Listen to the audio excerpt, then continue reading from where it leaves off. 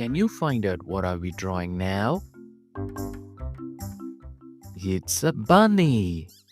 It's a bunny rabbit. This bunny rabbit is eating an orange.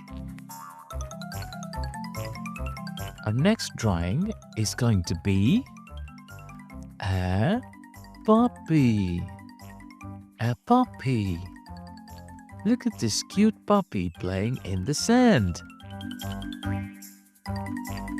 Our third drawing is going to be, can you find out? It's a duckling. And this is a grown-up duck. The fourth one is going to be interesting. It's a big animal. Can you find out? It's an elephant. Elephants are huge. They have a huge trunk. The last and final one is going to be a cat. A cat.